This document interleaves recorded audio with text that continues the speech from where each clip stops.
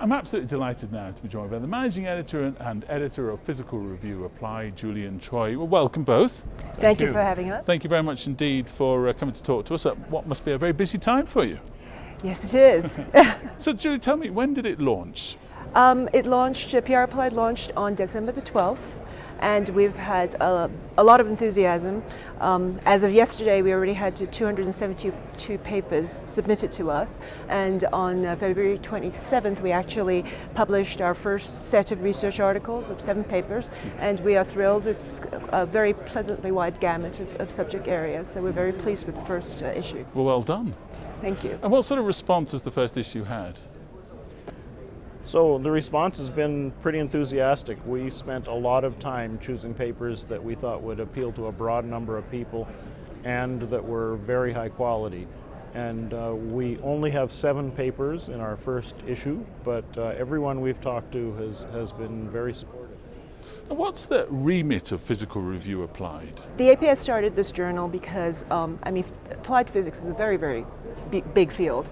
And we had done some surveys, and members had indicated that they would like to have some place to publish in the family of journals. We joined 10 other journals. We are the 11th journal. We're the first subscription journal to be launched since 1958, I believe that's the date.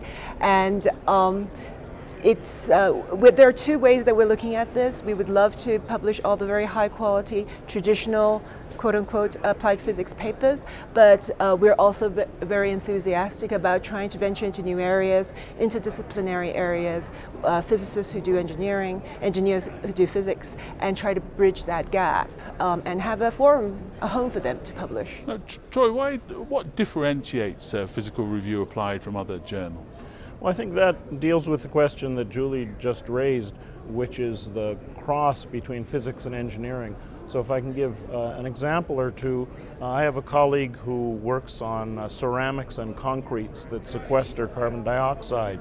So in the normal course of events, he would publish in an engineering journal, and engineers would read about this, but the physics of how this occurs would not be studied, and physicists wouldn't be aware of that kind of thing. At the same time, I'm a physicist, but I'm trained as a physicist, but I'm in a bioengineering department. And so I have a colleague in bioengineering who works on artificial ligaments, like the anterior cruciate ligament that gets damaged by, by athletes. And artificial ACLs never perform nearly as well as real ACLs because they stretch over time. And so what he's working on is physical approaches like braiding these artificial materials that strengthen them and prevent them from stretching in that way.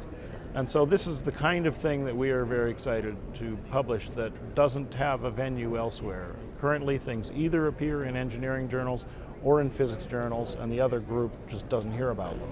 Well, thank you both very much indeed for taking the time to talk to us today, and well done for such a great start. So thank you very much. Thank you very much for having us.